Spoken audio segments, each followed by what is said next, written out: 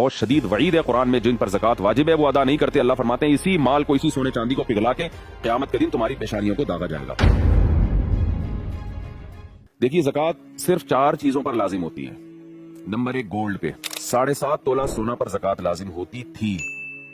अब 7.5 तोले पर नहीं, बल्कि सोने के साथ आपके पास अगर 1 रुपया भी है या और कोई दूसरी चीज है जिस पे ज़कात वाजिब होती है, जो मैं अभी इंशाल्लाह बताऊंगा, तो फिर सोने का निसाब 7.5 तोले सोना नहीं रहता, बल्कि चांदी के निसाब की तरफ हुक्म आ जाता है। किसी के पास अगर 52.5 तोला चांदी या उसकी कीमत के बराबर अगर किसी के पास सोना होगा या चांदी होगी या कैश रकम होगी या माल तिजारत होगा, तो उस पर ज़कात लाजिम हो जाएगी। तो 4 चीजों में पहली चीज क्या हुई? सोना, उसकी वैल्यू लगाई जाएगी। दूसरी चीज है चांदी, चांदी की वैल्यू लगाई जाएगी।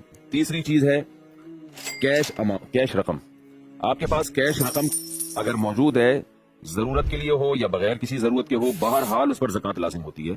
आपने अगर कैश अमाउंट किसी को कर्ज दिया हुआ है और वापस मिलने की उम्मीद भी है आपको, तो उस पर भी ज़कात वाजिब है। चौथी चीज जिस पर ज़कात लाजिम होती है वो है माल तिजारत। माल तिजारत का मतलब ये होता है कि वो चीजें जो आपने बेचने के लिए खरीदी हैं उन पर भी ज़कात लाजिम है।